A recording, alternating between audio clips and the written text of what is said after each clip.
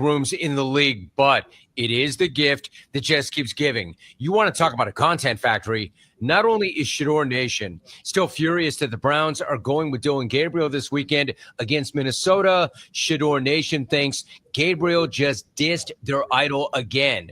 In response to the question of why the Browns would drop him in such deep water for his first NFL start, Gabriel said, quote, "You wait for the perfect time, you're going to wait a whole lifetime. So for me, I've always been ready." End of quote.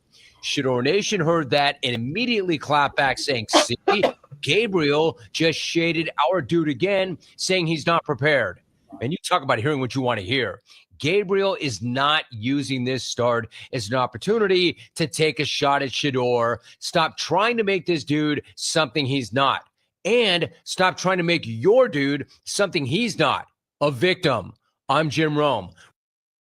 Are you a parent of a 2 to 8-year-old? Listen closely for an exciting offer, then head to abcmouse.com/radio to learn more. By now, you've probably heard of ABC Mouse. ABC Mouse is like a little one-on-one teacher. It has helped her so much. We're offering a promo at abcmouse.com/radio to try it for free for a month, then $14.99 per month until canceled. Go to abcmouse.com/radio to see this offer. That's abcmouse.com/radio. Actual ABC Mouse users compensate for their testimonials, sponsored by Age of Learning.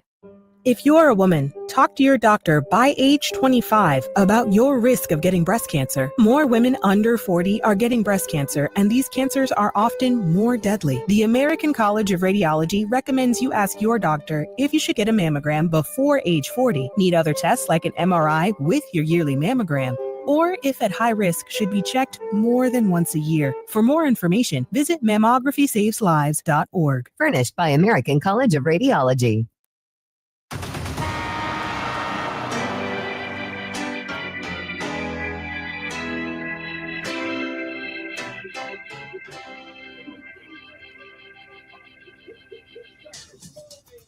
Now, from Wichita's most listened to sports radio, 5 and 1240 KFH, this is Sports Daily.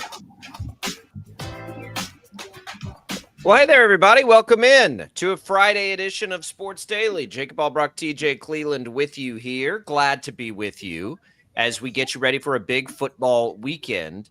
We have a fun show today, a wild and crazy Thursday night football. And we are going to get to it. We're going to get to Shador Sanders, who I have advocated to be a starter, who's making that a little more difficult. We'll get into that. We'll get into the Major League Baseball playoffs, on to the divisional round. Brandon, I think, Tommy, and Paul for sure will be in to pick games as well in the second hour, and we'll get you ready for some high school football as well. By the way, high school football coverage on Sports Daily brought to you by Zentex Remodeling Group. Remodel your bathroom in as little as one day with Zentex Remodeling Group, ZINTEX.com. We have all of that. We have some fun. It is a great Friday here for you, TJ. Good morning. How are you? Good morning. Awesome Thursday night football last night. I do believe that yesterday, as we were getting off the air, I whispered into my microphone that I'm taking the 49ers, and I hope that Jacob listened to me, and I feel like he didn't. It didn't matter. I won money last night. I didn't mess with the lines. It was a great game for props, so it was good. Were you on Kendrick Bourne? I was on Kendrick Bourne. I was on DeMarcus Robinson. I was on Jake Tonjes, all for small amounts, right? All small yardages. And then I added a little Devontae Adams and Christian McCaffrey. I had him on rushing attempts because it was kind of a lower number, like 15 or so. I tease everything down. I put them all together, and I hit a couple of big parlays with that. Didn't mess with the game line at all because it did feel weird. I was with you guys on that. It felt weird. It felt like way too many points. Mac Jones has looked good this year. They still had Christian McCaffrey, and they still had that defense. And it's a divisional game, and 8.5 points is too many points almost always in a divisional game. And we saw it in overtime. San Francisco takes care of the Rams 26-23. We'll dig into that game when we come back. What does it mean? All of this, by the way, is what's on tap, brought to you by Wichita Brewing Company, where it's patio season. Smash a Yumpkin pumpkin on Delano's rooftop deck. Enjoy happy hour at WBC East's newly remodeled patio, or grab a pizza outside shielded from the setting sun at WBC West. When you think patio, think Wichita Brewing Company pizza and beer made here. It'll be good patio weather this weekend. It'll be high school football weather tonight. No jackets needed. Here we go. It is a football weekend impending, TJ, and it's as crazy a family weekend for a dad of 3 as you could possibly imagine. We have it like hour by hour here for us. But today, tomorrow, and kind of half a Sunday, it is going to be, we got to go into dad mode for sure today into the weekend. It's going to be wild.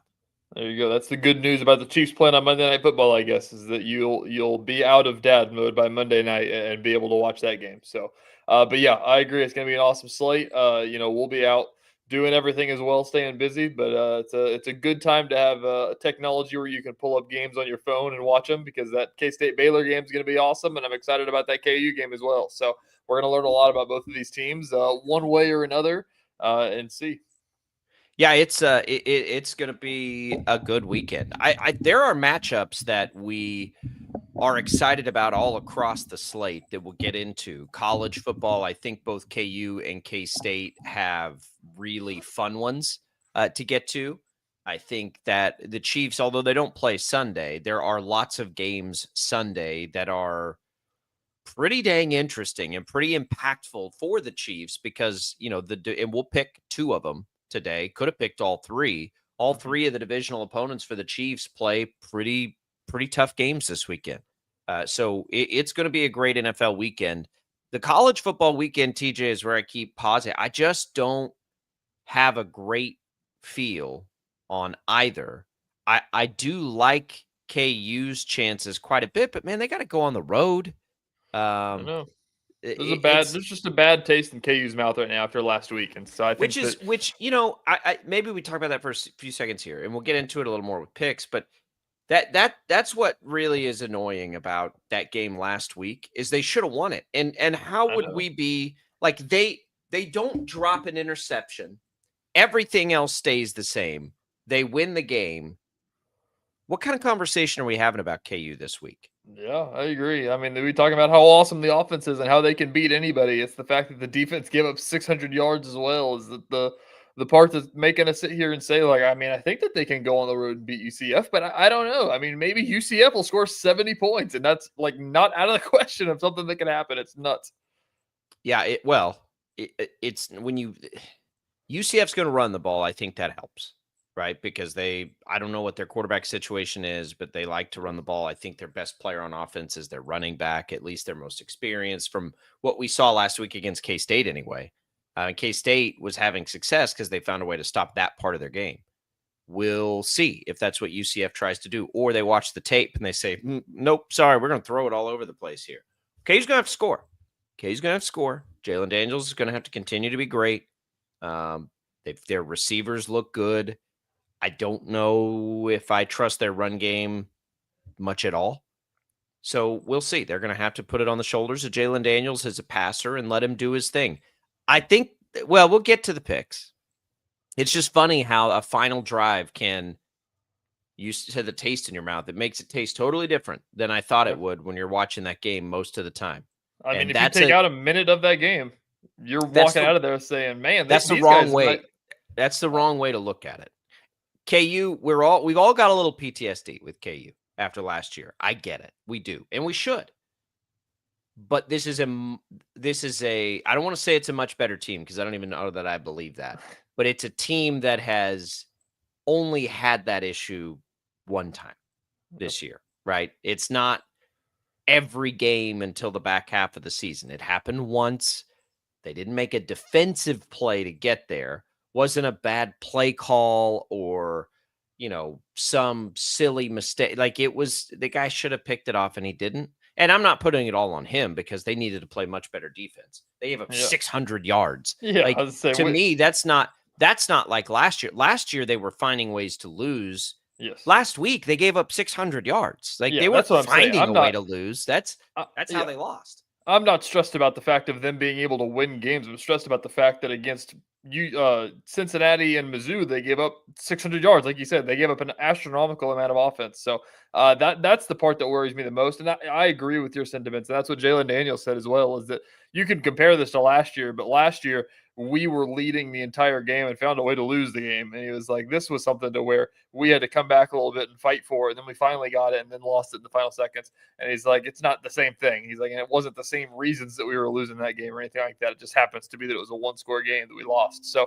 I agree. I think that this is probably a better team, whether it just be the confidence level or the coaching or whatever it is. I don't know if the roster's better. I don't know if I'd say that either, but I think this offense, I think this offense is the best offense that we've seen since 2022, whenever Jalen first had his big breakout year and then got hurt and then the Jason Bean stuff and everything like that. So I don't know that I agree. I think Jalen Daniels is playing better than he has since then. That's a talented offense last year. It was, but I mean, they've shown that they can put up points like on pace. I can't discount. But to be fair, they've only played like Mizzou and Cincinnati. Devin Neal, Mason Fairchild. I can't discount. It was an awesome team, yeah. 35x70 Golf Co. It is a Friday fit. I've got the knee-high men's polo on right now from our friends at 35x70 Golf Co. You can go to 35x70golfco.com right now. Check out the selection. When you're checking out, enter the promo code Jacob for 10% off. 35x70 Golf Co. Got to switch over to their warm weather gear here pretty soon. I'm going to have to get that checked out. But it is a Friday fit thanks to 35x70 Golf Co. We'll come back. Thursday Night Football. Let's dig in, everybody. Don't go away.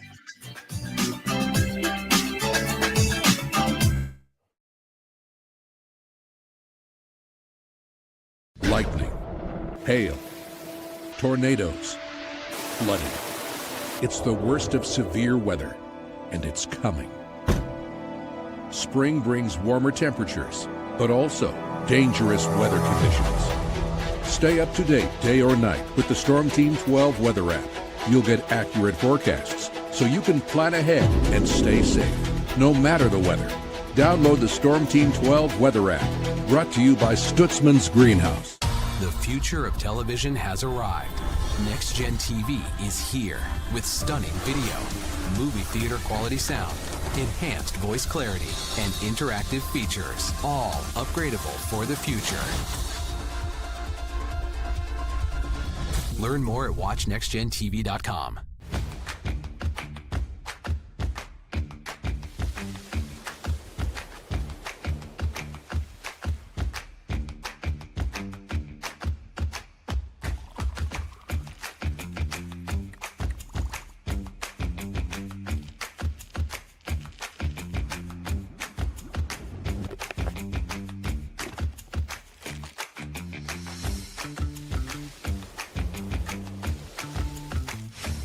Canvas of our imagination. They tell a story. Clouds affect the events of your day.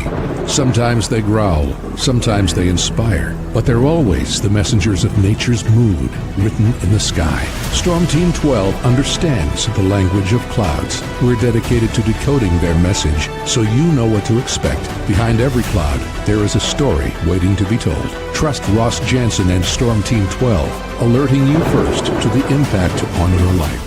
We are following a breaking update. Every day, all day, stream the stories that have you talking near and far. Whoever is behind the wheel of this bus is not stopping. From hundreds of local reporters and meteorologists spanning the country. Chaos here this morning at the UW campus. Search LNL for the all-new Local News Live streaming app.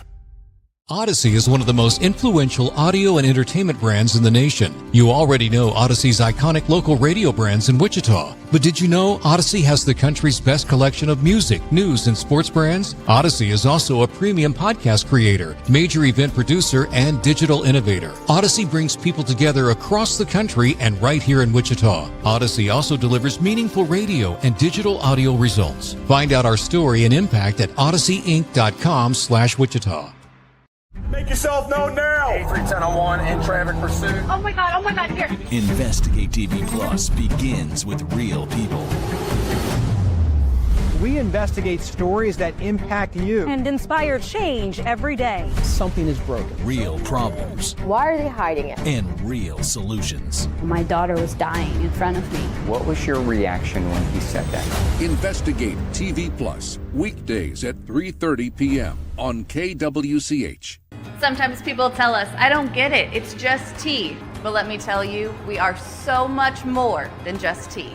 With 20 plus flavors of sweet and unsweet iced tea, the possibilities are endless. Come on in and try them all for free to find your favorite or get us on the go for your busy lifestyle. And don't miss happy hour every day. So the next time someone tells you it's just tea, tell them to come by and find out why we say, drink tea, be happy.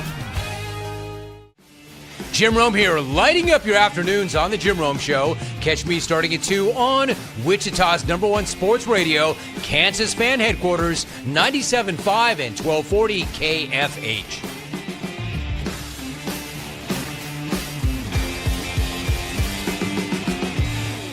Mornings are busy. We're here to make your mornings better. We report the stories that affect you. 3 more hospital lies from contaminated apple juice just a day after the FDA issued a recall.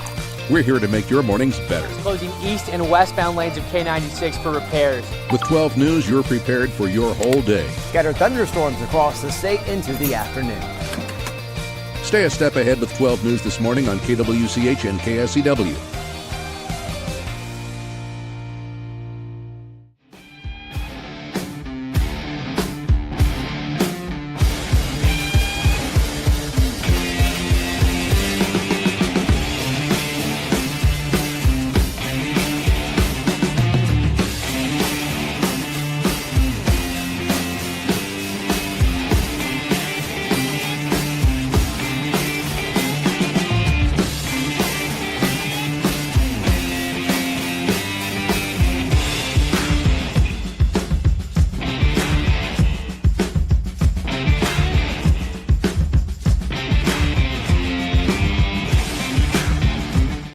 On KFH.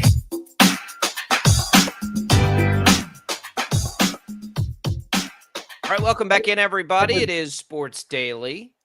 You can't count on much, but you can always count on Sundays with the NFL on CBS and Paramount Plus. Watch your local NFL game live every Sunday, all season long. Visit ParamountPlus.com/NFL to get started today.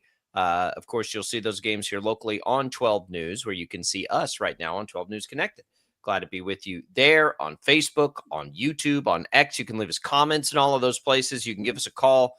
We'll have open phones here in this hour of the show, 869-1240. And, of course, thanks to those listening to us on the Odyssey app, you can go there and send us your voice messages, which is always a cool thing and a cool feature. If you're not listening to us in real time here, if you're listening to the podcast and you've got thoughts on things, you can send that voicemail and we can get to it and address it tomorrow. You can also reach out to us directly on social media, all the different ways. TJ, let's talk a little Thursday night football. 26-23. The 49ers take it in overtime. The Rams fumbled on the goal line in one possession, and then in overtime down, or were they inside the 10 probably? They were close, but it was 4th and 1. Maybe not that close. 4th and 1 either way, and they go for it and don't get it. I was surprised that I'm not surprised that they went for it. I kind of like that call. In fact, I'll rubber stamp the call. I've got no issue with going for it. I didn't like the play call, though. Matthew Stafford was cooking at that point. You have all those weapons at wide receiver. Puka Nacua is as close to unstoppable as there is. Then maybe a little play action, get the ball in the air on that. That'd be my only, and I get it. You trust your big guys to gain the yard. You've got faith in Kyren Williams. I get all that. But I like the play call. I like the decision to go for it. I don't like the play call there. Other than that, I just thought it was a great football game that kept us up way too late. Yeah, it was a good game. You go back to the fumble as well on the goal line from Kyren Williams. I mean, the 49ers just kind of made plays on defense. That one, and then between the, 4th and 1 stop, it was an awesome defensive stop. K-Stater making the game-winning tackle, by the way. Marquise Siegel was the guy that was flying in from safety to make that one. So it was, I don't know. There's a lot to be said about this 49ers team that we didn't expect, I feel like. And I don't know what it is. I know. That's what I'm saying. Like, that's what I was saying yesterday morning is that, like, man, like, they have nobody on the field, but they just find a way to win games for some reason. And it really hadn't played a super great opponent, but I mean, that was kind of a statement thing of like, hey, we might not have anybody right now, but we'll be there. Like, don't worry. Like, we'll still be in this thing whenever they come back. It was a nice statement by the 49ers. I don't trust the Rams any less. I still really like the Rams. I think they got off to a slow start. I think it took them too long to adjust defensively. But I really like the Rams. Man, the 49ers are they're just good at what they do, right? They're just always there. Kyle Shanahan, I know people have given him heat for not winning the Super Bowls. It's pretty hard to say you would cherry pick any coach if you had to start right now, considering everything. Like, if all factors are there. Mac Jones looked great last night. Mac Jones was playing on like one leg.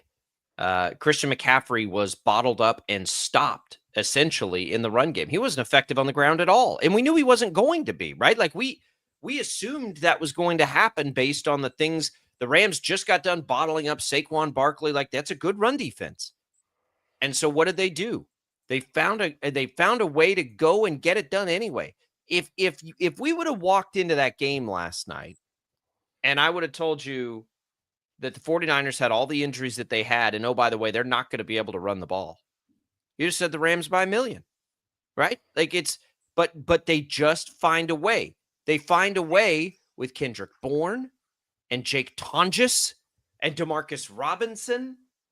And then, of course, Christian McCaffrey in the pass game, which we could maybe see coming a little bit more. But all of a sudden, Mac Jones and the B team has 342 yards of passing. It was impressive. I think that brings up the question, though, of like, this is the B team, obviously. I'm not saying there's any controversy or anything like that because I don't think that there is. But, it brings up the question. It brings up the question of, it seems like the 49ers are really good, but this is without the 49ers A team. Is the A team that good? Like, I don't really know what to make of it. It was a well-executed game plan and a nice job. Here's the thing that probably needs to scare the rest of the league. They don't have to rush Brock Purdy back, although Mac Jones looked like he was about to go to the hospital at the end of that game. Yeah. So winning it, though, gives them a little cushion. I mean, there will be a point this year where they see, maybe not collectively and maybe they don't all stay healthy, but they'll have Ricky Pearsall coming back. They'll have Brandon Ayuk coming back. They'll have Jawan Jennings coming back. They'll have George Kittle coming back. Their top 4 perceived weapons are in there. Kendrick Bourne looked incredible last night. They have all of that plus Christian McCaffrey, a pretty good offensive line, 2 good quarterbacks, it would appear, and a defense that's still the 49ers defense that makes plays and does these things. If they can, and they're 4-1 despite all of that. You want to talk about an interesting Super Bowl pick? I think they're one of them. Like, how could they not be? I wouldn't be shocked. Like, I mean, honestly, yesterday I feel like we were looking at them and looking at how decimated they were by injuries. 18 to 1. Right. We were looking at their record and all the injuries and everything like that, and looking at their division. It's like, man, this just might not be the year for the 49ers. Like, not writing them off, but it's like, this is not going to be the 49ers team that we've seen in the past. And then you see what these guys do last night, and it's like, man, they've got a lot, and they're going to get healthier every week, basically. It's like, I wouldn't be shocked at all if they're a team down the stretch that, I mean, we're talking about winning that division, which is probably the toughest division in the NFC. Maybe in football, you can make the argument. Yeah, it's I mean, I don't know. I don't know what else we want to see out of it. Like, to feel good about a team. Do you take anything away from the Rams though, as we're on that? I don't really know, honestly. It's just, it seems like a weird game. I don't really know. I mean, I feel like they played pretty well, and the fact that they were able to come back in that second half and kind of just dug themselves into too much of a hole. I mean, Mac Jones had like 150 passing yards in the first quarter or something like that. So, I don't know. You answer that question. What do you think about the Rams? I think they're still great. I think they're good. Yeah. As long as Matt Stafford's healthy, I have a lot of faith in them. I think their young defense continues to get better. Here's why I like the Rams. I really like to bet the Rams. Not wins and losses necessarily, but to make money with them because they are predictable in what they're going to do. You can't stop it, right? It's predictable that Puka Nacua is going to have a bunch of catches. It's fairly predictable that Devontae Adams is going to make a big play or two in every game, and Kyron Williams is going to get fed the rock. There was a lot of chatter about Blake Corum, coming in and making a huge impact and doing all these things. He played terrible. He had a fumble. He couldn't catch a pass, so I doubt he is as big. But then Kyron Williams made mistakes too. So, but I trust him. I do. I think they're a good team. I think they should have won that game last night. And sometimes I do think that matters. Yes, they found a way to lose it, but they should have won that game last night. And it does feel like you take away from this the fact of I don't think anybody's walking away saying that the 49ers won that game because the Rams stunk last night and blew it. Like, I think that the 49ers outplayed the Rams, which is a crazy thing to say going in, as the Rams were 8.5-point favorites and the B team was playing, like you said. So, but I agree. I walk away. I think that the Rams are going to be down that stretch as well in this division. They're probably still the best team in the division, I would say. Do you agree with that? The Rams? Yeah. I don't know that I think they're better than the healthy 49ers. Yeah. In fact, I probably don't. Yeah. I can't. Here's the problem with that division. I liked Arizona a lot coming in. I still do. But if Seattle is going to play that kind of defense, Seattle may have something to say too in this. Like, if Seattle is one of the best 2-3 defenses in football like they've been thus far, and I like Kenneth Walker. I like Jackson Smith and Jigba, Sam Darnold, kind of like Staff. Like, they'll be a predictable offense, but if they turn into an offense that will do what they want to do despite you trying to stop them, like the Rams are, and with that kind of a defense, they're going to have something to say too. I agree. I think that we're going to learn a lot about the Seahawks on Sunday. The Buccaneers matchup is going to be awesome. Fun. I think it's going to be. Mike Evans going to play in that game? I don't. We're not picking this game. And it was the next one that we didn't. Yeah. That we didn't get slate. to. Yeah. I don't know if Evans is playing. He's got that hamstring. I doubt it. Yeah. But they do get they get Chris Godwin back for another week. So maybe. But the Bucs are going to be down Bucky Irving, probably. They're probably going to be down Mike Evans. So I want it to be a good test too, but they're catching the Bucs at the right time. Who's at home in that one? Seattle. And they get it at home. Yeah. I think they could fool us if they win that game big. The Bucs are gonna give them a fight. The Seahawks, I gotta believe now, are favored. Yeah, the Seahawks are favored by 3.5. That feels about right. Yep. Yeah, look, and Arizona's is talented and good. They're down a bunch of running backs. That's probably really going to hurt them. I think more than it might most teams. They really need to be able to run the ball. And so now you have to wonder about that. But they're good defensively. They have McBride, and hopefully Harrison turns into what he's supposed to be. That division is tough. Like, it's a tough spot. Any of them could be a playoff team. But I think the difference between what I feel about the Rams and the 49ers as the other two is I feel like they're legitimate Super Bowl contenders. And I don't know, even though I just said that about Seattle, I don't know if I would trust them in the postseason. We've never seen it out of Sam Darnold before. I agree. We've seen it out of Matt Stafford. We've seen it out of Brock Purdy. We've seen it out of those coaches. So in a year where Philadelphia seems a little wounded so far, the Lions seem great.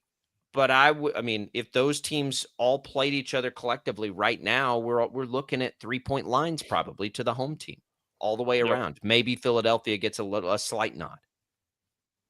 Yeah, I do. I agree with that. I think that it is these two are the best, and then I think it goes to the Seahawks just because they're such a wild card that we've been saying that nobody really knows what they're going to be. They seem like they're going to be pretty good, but nobody really knows how good they're going to be. Are they good enough to beat this 49ers team a couple of times, beat this Rams team, and jump up in that division? So I don't think that they are. I don't think they're better than these guys are. But I think that you and I were having a conversation yesterday about the NFC, about, I mean, who's the favorite in the NFC?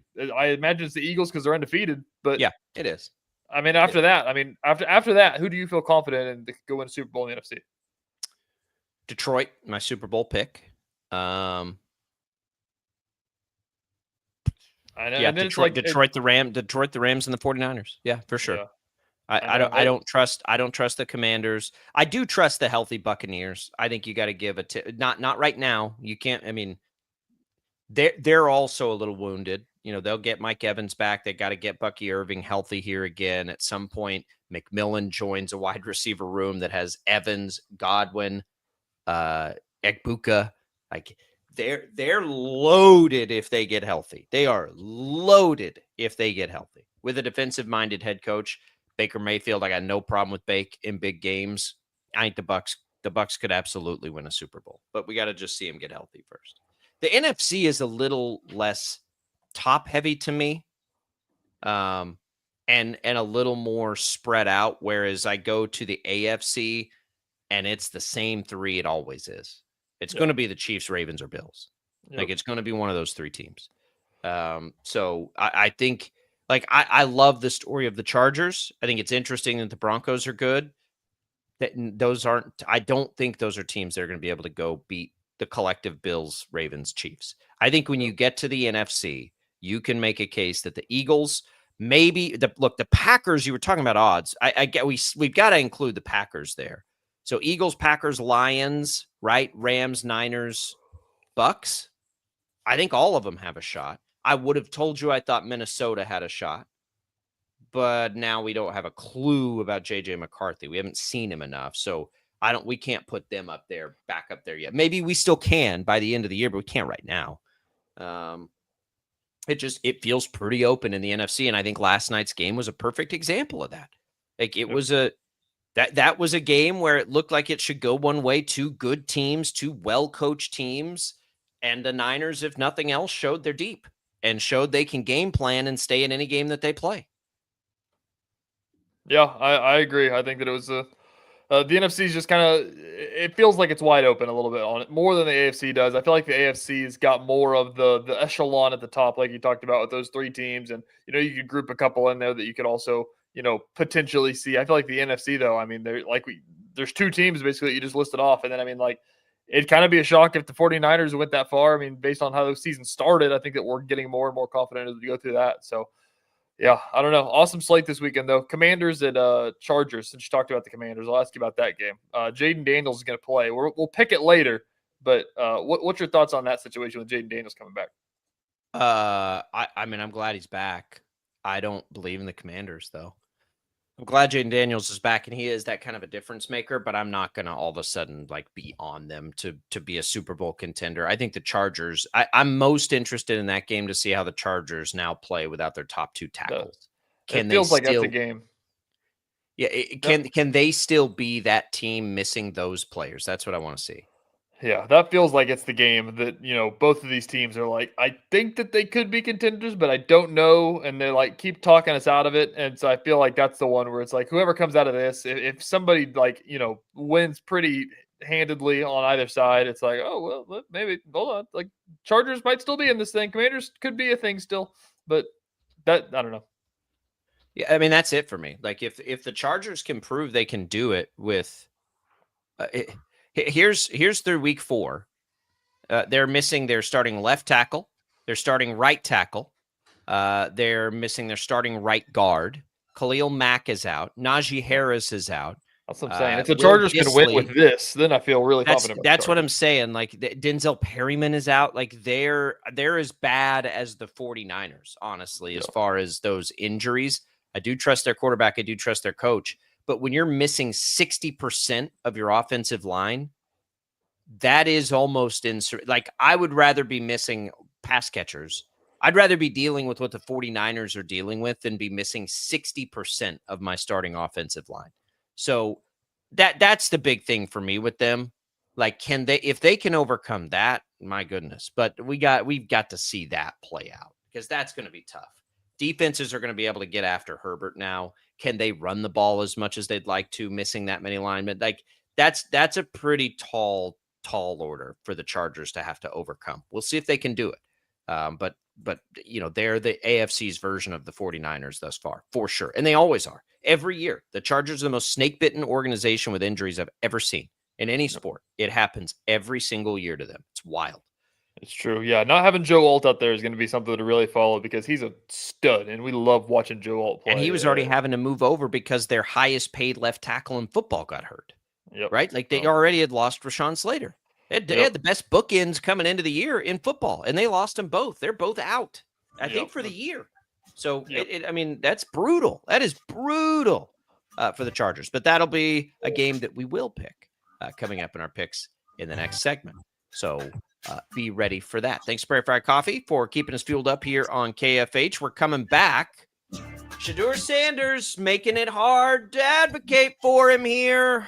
Come on, man. We'll talk about what he did now next.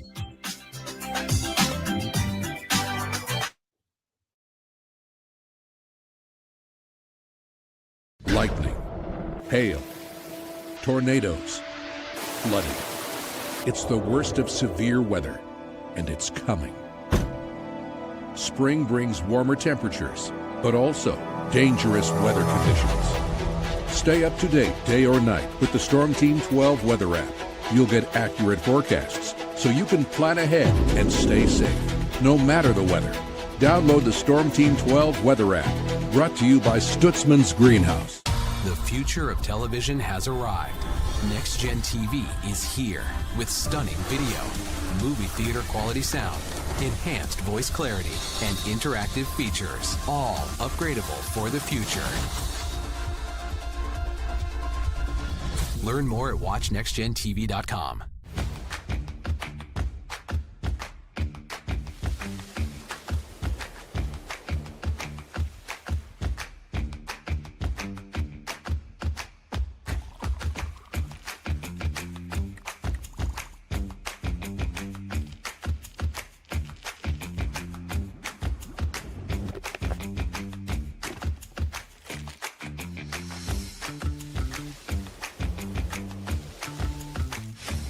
Canvas of our imagination. They tell a story. Clouds affect the events of your day.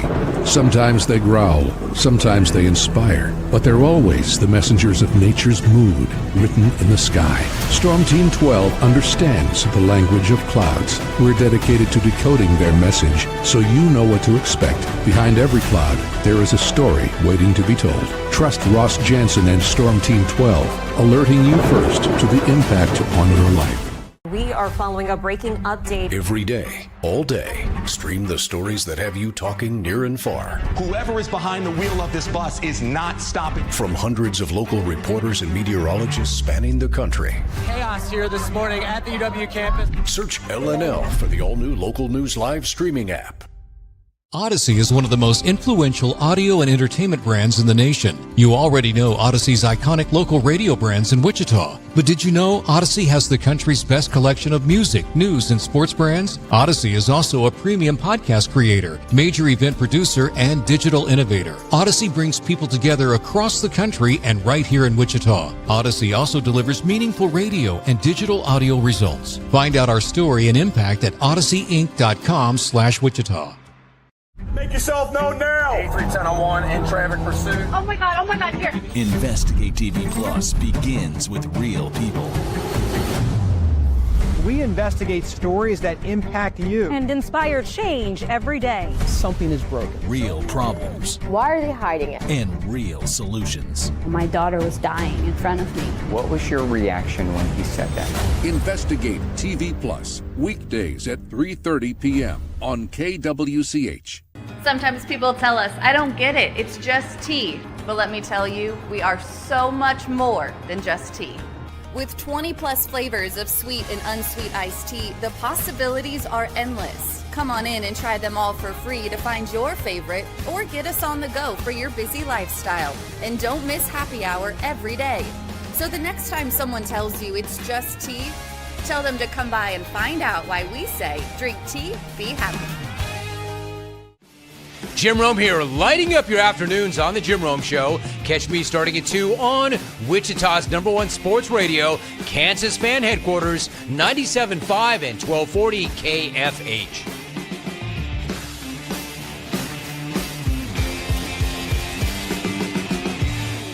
Morning Mornings are busy. We're here to make your mornings better. We report the stories that affect you. 3 more hospitalized from contaminated apple juice just a day after the FDA issued a recall.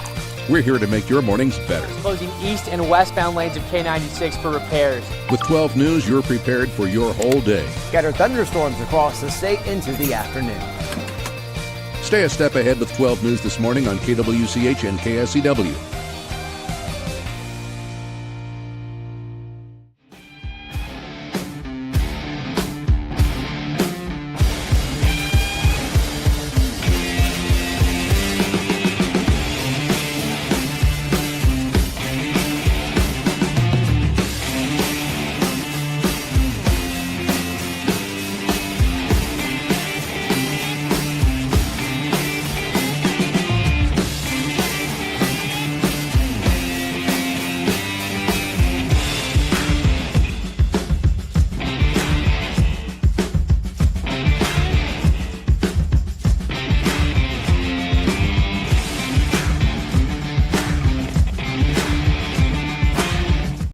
On KFH.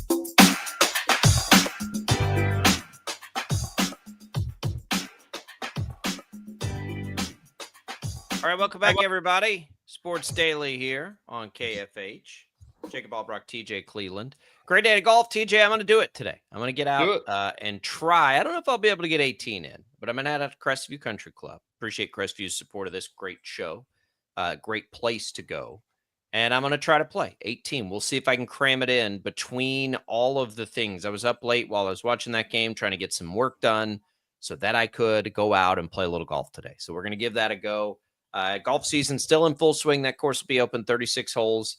I told you a big bourbon event next week. It's golf, but it's more than golf. Give Crestview a call. Tell them we sent you here from Sports Daily. Ask them about all the different kinds of memberships that they have available.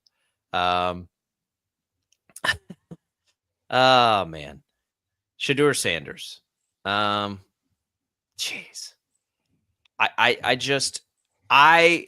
let me read, because you weren't here with us, TJ, and I'm sure we've talked about it. I thought Shedeur Sanders was the best quarterback in this class, or in the conversation for it. Before last college football season, I said he's going to be the number 1 overall pick.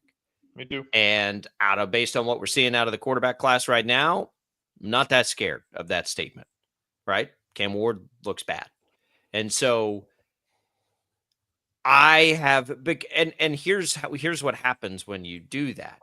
When I say I think he's got a chance to be the best quarterback in this class, everyone is like, oh, you're a Shedeur Sanders stan, right? Like you're just like your team Shedeur. I like Shedeur as a player, period. I thought as a player, the things he did in college, I could see that translating. Dude was always under pressure, insanely accurate, good on the move, and never got scared of the pressure. Part of the problem for young quarterbacks in the NFL is the pressure gets to them, and they're not the same. So I'm like, yeah, I think his game translates. I agree. I mean, I was the same way watching this Colorado team. And I mean, like you said, the offensive line in Colorado was terrible when he was there. Yeah. And the things that he was still able to do and the amount of yards he was able to throw for, obviously there was the argument of how many passes he threw because they just kept throwing the football just to, run up the stats a little bit, honestly. But, he threw for a ton of yards, like miles of yards under that offensive line. Shows you that I thought that he was the best quarterback for sure. And I thought that he was still going to be a first-round pick on draft night. And, I was shocked by the slide like everybody else, I feel like. And it wasn't something like, oh, yeah, I saw this coming. Yeah, it's then you get the draft process, and it's like, what is going on here? Like, okay, not everybody's in agreement, but to fall to the 5th round, like, what the hell's happening here? And then everything starts trickling out about the process and how he treated it and the immaturity and the entitlement and all that stuff. And you're like, okay, I get it. Like, I liked him as a prospect in a weak quarterback class. He's not transcendent at all. So if he's not going to put in the work and you've got red flags that are telling you, yeah, okay, that we don't want to deal with that, and you believe those stories or you don't believe those stories, whatever, it's like, okay, fine. The Browns are a team that could have justified taking him in the 1st round. They take him in the 5th. They take Dylan Gabriel before they take him. So the Browns were trying to not have to deal with it. And at some point they were finally like, all right, fine. Like it must have been bad, right? I think we can all agree that it must have been bad for everything to play out the way that it did. Tyler Shook going over, like, come on, get out of here with that. I know. So it must have been bad, right? I'm not judging any teams for letting him fall because there's accountability there. It's true. Joe Flacco struggles. Here's the reality. Everybody in the world knew that if Flacco got pulled, they were going to Dylan Gabriel. Like, I don't have to see a second of practice to know that's what they're going to do. That's what they're going to do. Of course, that's what they're going to do. So Dylan Gabriel gets elevated for it. And the media asked Shedeur what he thinks about it because the media is doing its job. And it was the first thing everybody thought of. Literally I love the people that are like, well, why are they talking to a third string quarterback? What was the first thing that popped into your head when you heard Joe Flacco went down as a fan? What is the first thing you thought of? Ooh, are they going to go to Shedeur? So the media was doing its job, asking Shedeur about not getting elevated. And he goes and he plays his little mime game, whatever it is. I don't even care. But the problem with it is, I'm not offended that he didn't answer the question. I don't like that either. Like, you have to answer. No, you don't. You don't have to do anything. I'm not offended by any of that. Like, I don't care. What I care about is a guy who saw his draft stock plummet because of immaturity has an opportunity to be mature and show everybody I can do that too. And he doesn't do it. You better be damn good when you get your opportunity, because that is the only way people are not going to be annoyed with this stuff. Again, him miming in the locker room has absolutely nothing to do with how good of an NFL quarterback he will or won't be. But he's not doing himself any favors in showing league people I'm not a dumb college kid anymore. I'm ready to be an adult. And he's not ready to do that. And if he's a great quarterback, guess what? He doesn't have to do that. Cam Newton could goof around and be silly and do all those things because he was awesome in his prime. There are Aaron Rodgers can take us on wonderful journeys full of mushrooms and whatever because he's a Hall of Fame quarterback. He can take hot take political stances because he's a Hall of Fame quarterback. Shedeur Sanders hadn't done anything. Yeah. There's a reason when you're young and new on the job, you put your head down and you get to work. Be great, then go be this character that you're trying to be. Look, he's made a lot of money based on that character and gotten endorsement deals. And I know his dad's been a part of that, but so what? Like, I just can't believe, like, there's your chance. There's your chance to prove to everybody you're taking this serious. And he just don't do it. Like, that's the best thing I saw about it was yesterday, I think, on the Get Up show on ESPN with Dan Orlovsky. And they asked Dan, they were talking about this situation. And he's like, I get it, man. He's like, the guy they drafted over you is going to get the start. And you might not have been that happy about it. But guess what you have to do as an NFL quarterback? You have to lie. Like, you have to just say, yeah, Dylan's a great player. He's going to do great things for this team. And that's all that you literally need to say. Like, you don't have to say any other words. I don't think he was even. That's the other problem. Was he even saying anything negative about Dylan Gabriel? I don't think he was. He just was. He was just his whole thing to play the devil's advocate here of what he did is that he said that anything that he says basically gets spun by the media. Basically, is what his whole stance was here. So he's like, I'm not going to say anything.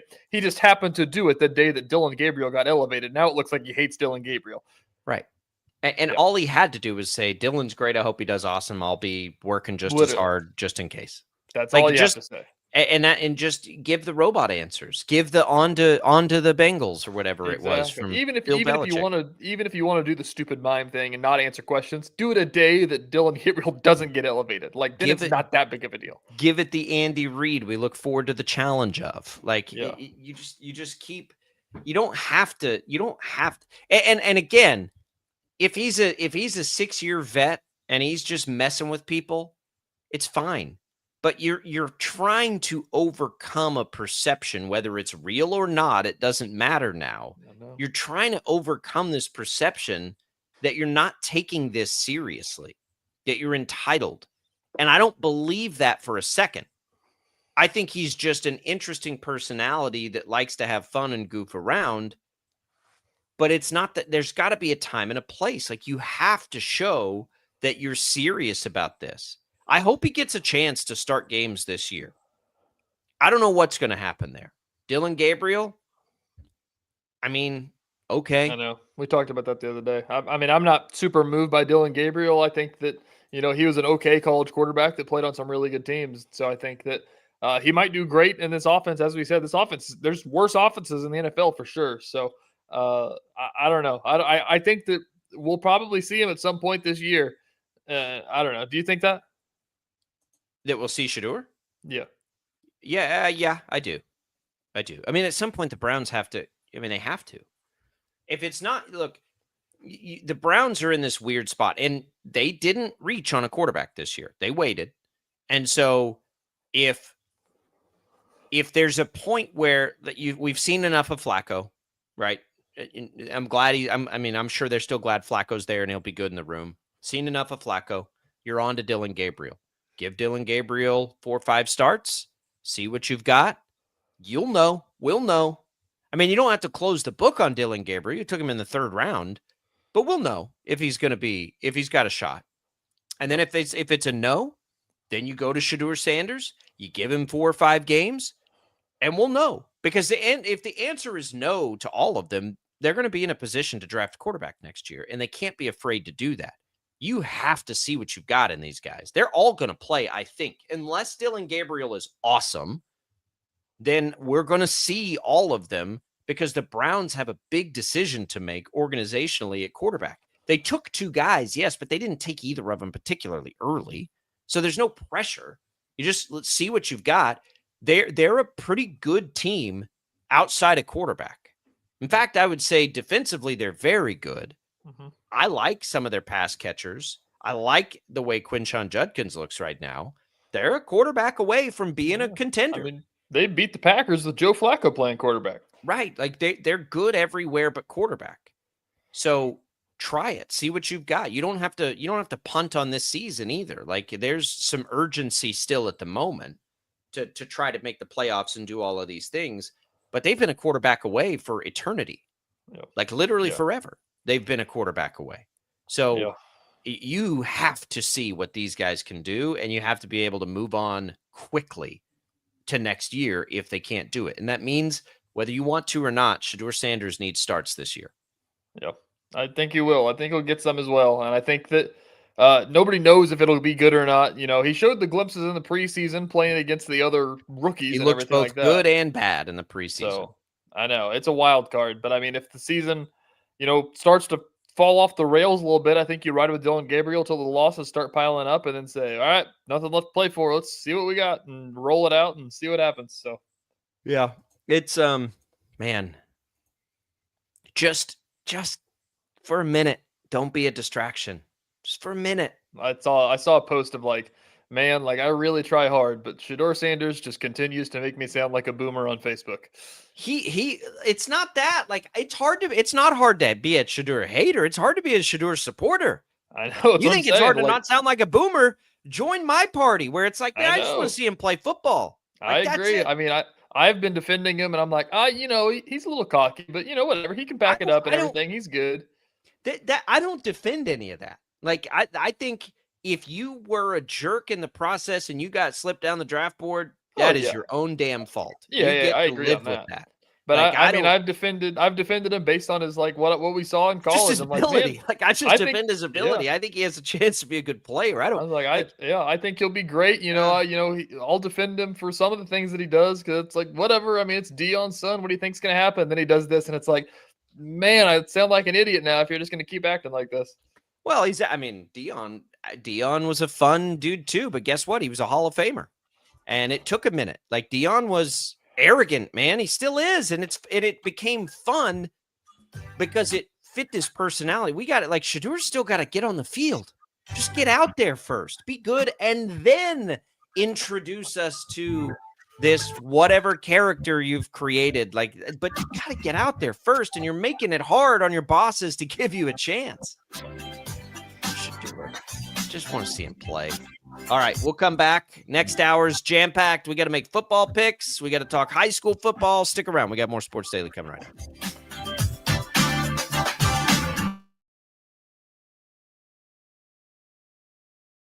Lightning, hail, tornadoes, flooding.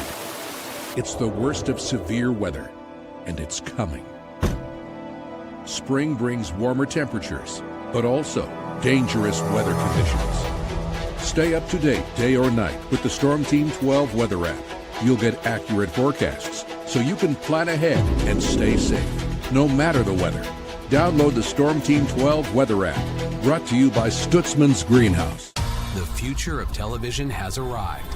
Next Gen TV is here with stunning video, movie theater quality sound, enhanced voice clarity, and interactive features, all upgradable for the future.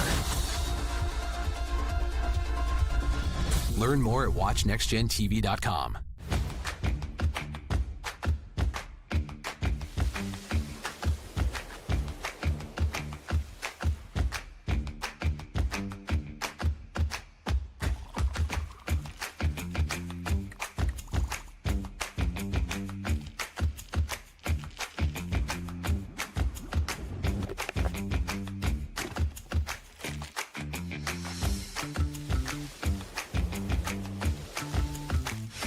The canvas of our imagination. They tell a story. Clouds affect the events of your day.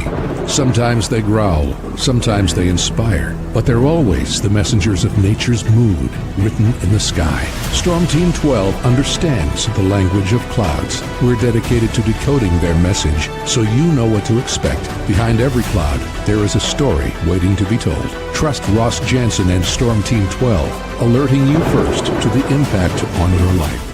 We are following a breaking update. Every day, all day, stream the stories that have you talking near and far. Whoever is behind the wheel of this bus is not stopping. From hundreds of local reporters and meteorologists spanning the country. Chaos here this morning at the UW campus. Search LNL for the all-new Local News Live streaming app. Odyssey is one of the most influential audio and entertainment brands in the nation. You already know Odyssey's iconic local radio brands in Wichita. But did you know Odyssey has the country's best collection of music, news, and sports brands? Odyssey is also a premium podcast creator, major event producer, and digital innovator. Odyssey brings people together across the country and right here in Wichita. Odyssey also delivers meaningful radio and digital audio results. Find out our story and impact at odysseyinc.com/Wichita. Make yourself known now. 831001 in traffic pursuit. Oh my God, here. Investigate TV Plus begins with real people. We investigate stories that impact you. And inspire change every day. Something is broken. Real problems. Why are they hiding it? And real solutions. My daughter was dying in front of me. What was your reaction when he said that? Investigate TV Plus, weekdays at 3:30 p.m. on KWCH.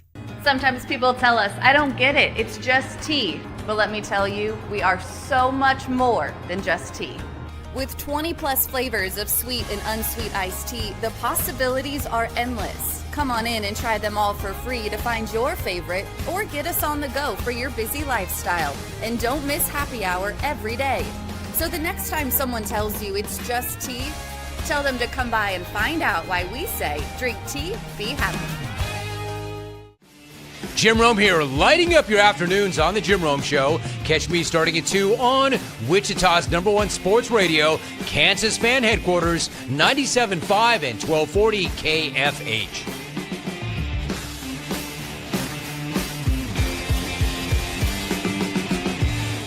Mornings are busy. We're here to make your mornings better. We report the stories that affect you. 3 more hospital lies from contaminated apple juice just a day after the FDA issued a recall.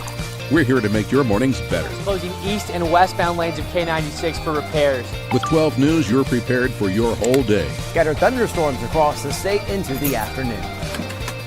Stay a step ahead with 12 News this morning on KWCH and KSCW.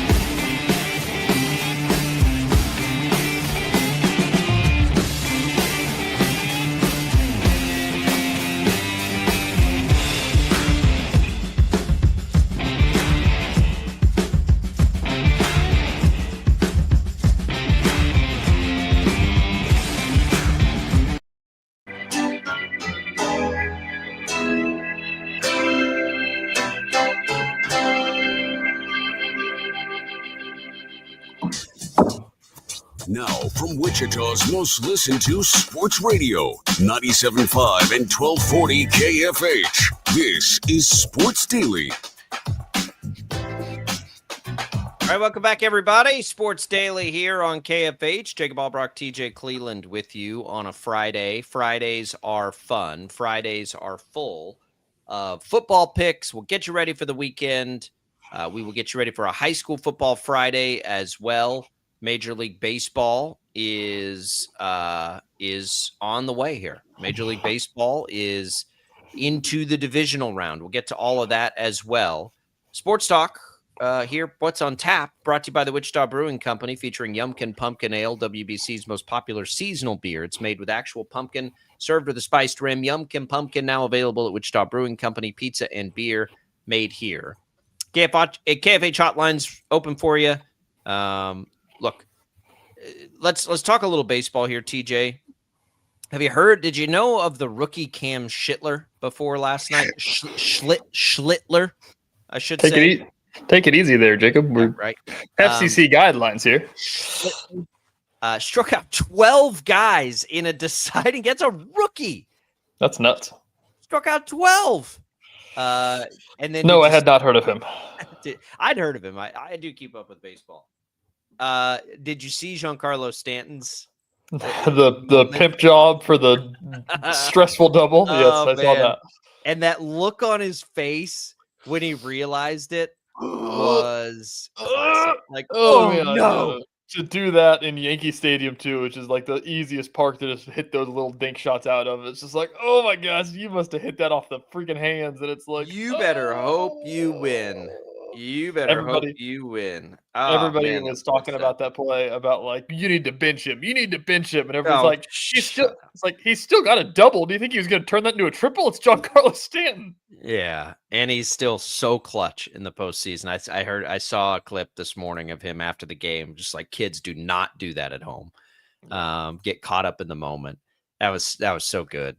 It's the only bright spot of the Yankees winning and advancing in a postseason. There was no loser for me in that. I was hoping they both lose. No offense to Yankees and Red Sox fans. But now we get on to the divisional round. We get the day off today in Major League Baseball, and we get the sort of reset. Man, storylines here. You get Cubs Brewers. You got the big managerial Craig Counsell betrayal on the line there. Yeah. Yankees Blue Jays is a divisional series. Dodgers Phillies should be great. Like this is going to be good. I think this is going to be really good. What we're going to see out of these divisional series. I can't wait for them.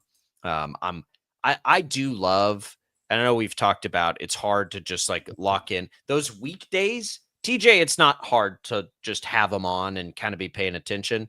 It's when you get into Saturdays and Sundays where it's like, okay, how do I mix this in now? Football. College football, they'll play on Sunday, makes it hard with the NFL. But during the week, Major League Baseball gets the stage. So we're on to it. You got Tigers, Mariners, Dodgers, Phillies, Yankees, Blue Jays, Cubs, Brewers. All of them shoot. Like you can see it for all of them. I would say, well, let's do this, actually. I would say, I'm going to guess right now, before I actually look this up, that the Cubs have the longest odds. If you haven't looked at this, who would your guess be on that?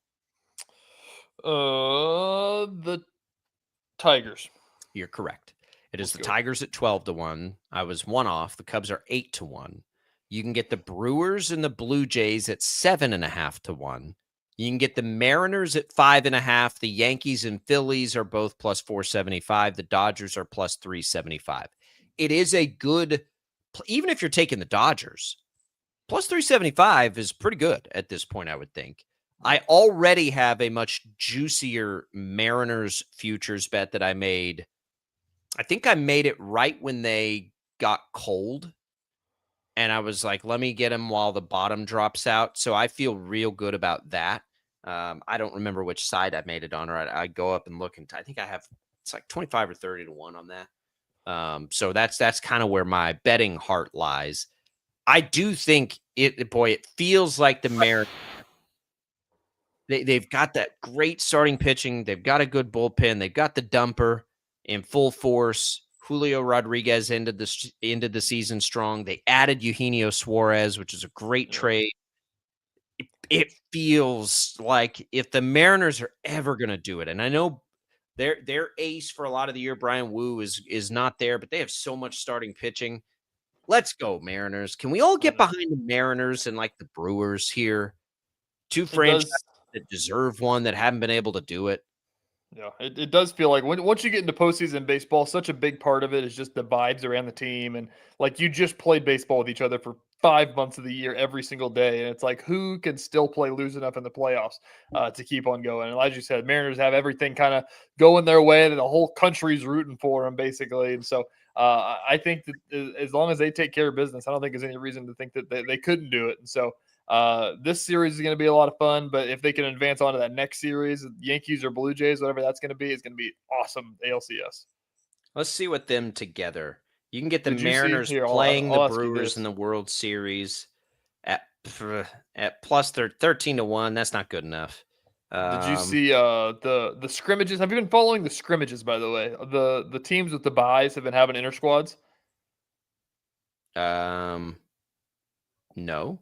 So they like the Phillies did an inter squad where it's like they did like Team Baby Blue versus Pinstripes, and they sold out the ballpark for fans to come watch them inter squad while they stayed loose for the next round because they got to buy.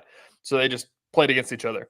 Yeah, the Mariners had one, and they rolled out 2 lineups, but they were short on players. So the right fielder on the Team Gray or whatever, Ichiro Suzuki. Okay. You got to look that up. It's awesome. He's playing right field next to J-Rod. I do need to look that up. By the way, I got Mariners at 17-1 is what I got them at on a $5 bet. So maybe not as good as I thought, but I do inter squad. That's a good idea. What a good idea that is. You know what it reminds me of? It reminds me of the KU practice at Intrust Bank Arena in 2017. Was that where it was just like they sold out a practice session, and everyone was like, "What is happening in Wichita?" Well, that was a glimpse into the future of the best tournament site I've ever seen. It was good the first time. It was even better the second time.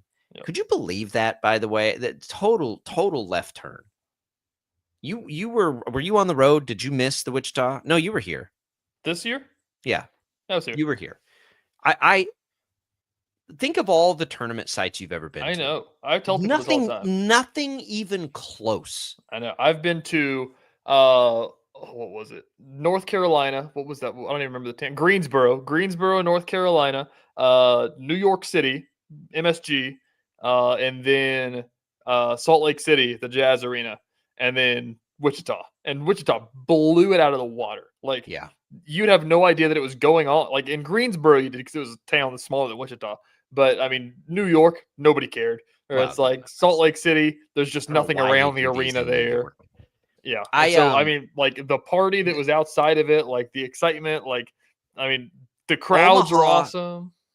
Omaha, Wichita State KU. I believe that was fun, but it like the whole city of Omaha didn't show up. That's what made Wichita's great. Is the city just showed up to party? Like it was like, who's playing? Oh, whatever. Let's go have some fun.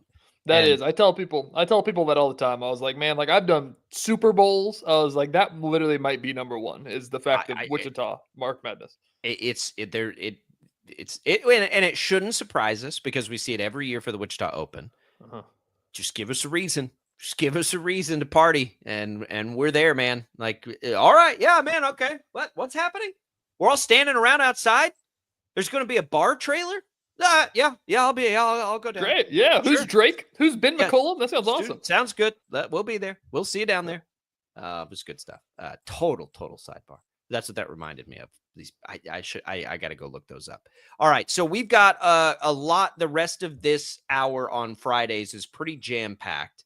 I think we've got all our business attended to here, and we are going to make some picks. So we'll have Paul Savage in the house. We'll have Tommy Castor stepping away from his boss duties now. We'll try not to get ourselves in trouble. We will have, I think Brandon is going to still be able to pick with us. Brandon just changed careers too. So his schedule he's learning it right now. So we'll see if he's able to make some picks. I've got those. He better sent show to up. You. He went 5-1 last week. I know. It was the best week of anybody. If you're gonna gloat, this is the week. We'll know pretty quick. This might be the last time that Brandon shows up on the radio just so he can end on a high note. It would be a good walk-off. He might not even make picks this week. He'll just get on and just say, "Yeah, did you guys see what I did last week? All right, I gotta go." It would be a good walk-off. So we'll have that. We'll pick 3 college games, including KU, K-State. We'll pick 3 pro games, including the Chiefs, and a little AFC West flavor on those picks. And then we've also got high school football. What are we in, week 5 already in high school football? Week 5. Week 5, which means Playoffs. we're more than halfway done, which is Playoffs absolutely insane. Yep. But we'll preview that on a Catch at Kansas Friday with TJ coming up in just a little bit as well. So make sure you're here for all of it. If you want to chime in and you want to make fun, the best way to do that, now that we'll all be tied up with picks and everything, is to leave us your comments. So if you're watching our stream on Facebook, on YouTube, or on X, it's super easy. You can leave comments there. Those feed through to us, and we can see those, and we can get those out over the air. But when we return, we'll have picks. Somebody has receipts. I don't. I pick them. Somebody keeps the record. TJ's got the results. We'll have that for you, and we'll take you through 6 of our favorite games this weekend. That's next on Sports Daily.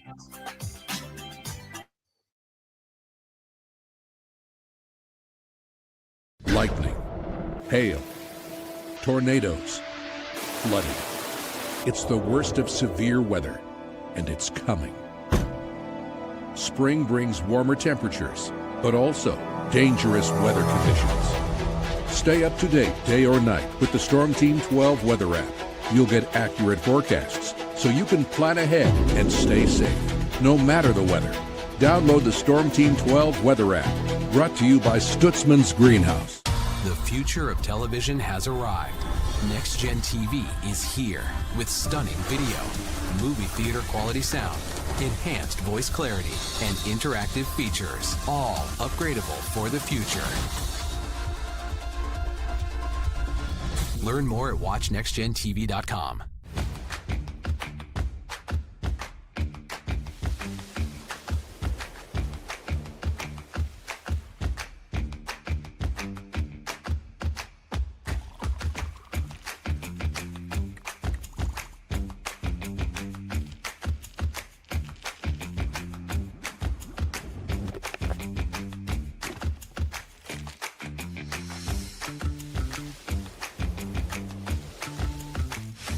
The canvas of our imagination. They tell a story. Clouds affect the events of your day. Sometimes they growl, sometimes they inspire, but they're always the messengers of nature's mood, written in the sky. Storm Team 12 understands the language of clouds. We're dedicated to decoding their message, so you know what to expect. Behind every cloud, there is a story waiting to be told. Trust Ross Jansen and Storm Team 12, alerting you first to the impact on your life. We are following a breaking update. Every day, all day, stream the stories that have you talking near and far. Whoever is behind the wheel of this bus is not stopping. From hundreds of local reporters and meteorologists spanning the country. Chaos here this morning at the UW campus. Search LNL for the all-new Local News Live streaming app.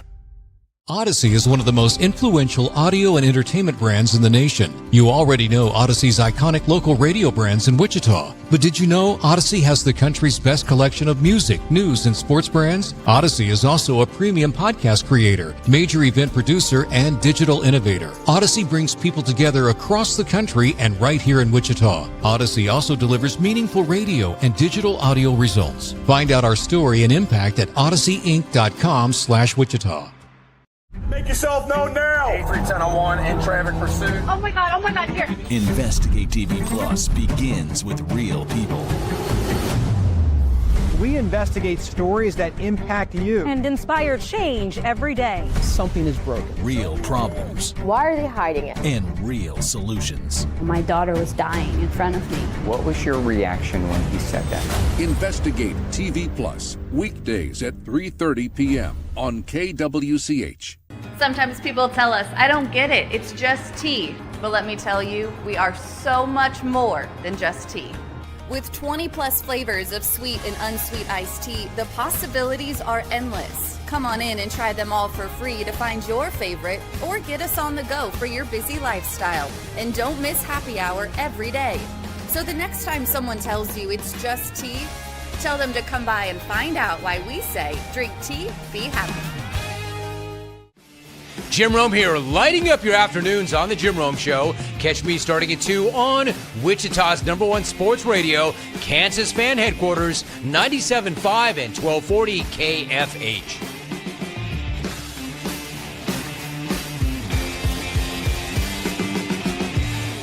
Mornings are busy. We're here to make your mornings better. We report the stories that affect you. 3 more hospital lies from contaminated apple juice just a day after the FDA issued a recall. We're here to make your mornings better. Closing east and westbound lanes of K96 for repairs. With 12 News, you're prepared for your whole day. Scattered thunderstorms across the state into the afternoon. Stay a step ahead with 12 News this morning on KWCH and KSCW.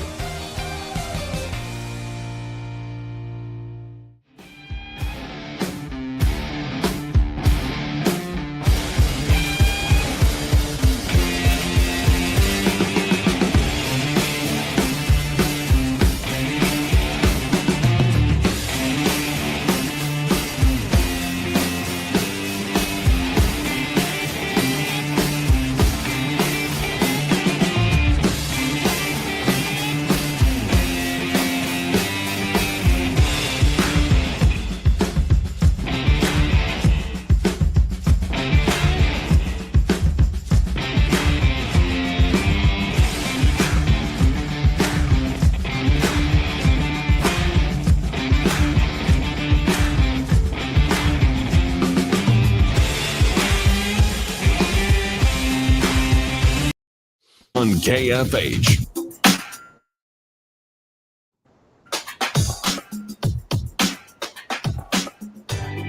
All right, welcome back in, everybody. It is Sports Daily. Boy, here we go with some picks. Joining TJ and I now, the old man, Paul Savage, the coach, is with us. What'd you say, young whippersnapper? The former TV legend Brandon Zinner, now government official. The boss, Tommy Castor, who I guess gets to show up to work whenever he wants to, because he's the boss now, while we've all been just slaving away up here for a while. And that's what we consist of in our picks, our football picks on a Friday. So here we go. TJ, you've got the receipts on I this. do. So where do things Sports stand? bettors ready for some picks destined to fail? It's time to hear what the Sports Daily staff thinks of the weekend games. There we go. Thank you. All right, Thank TJ, you, Jazz. what's the damage? I've got Brandon Zinner leading the way last week with a 5-1 record, picking remotely into this thing. Coming back nearly 500, 17-18 on the year now. Then we've got Jacob, TJ, and Paul. They all go 3-3. And Tommy, the boss man, goes 2-4.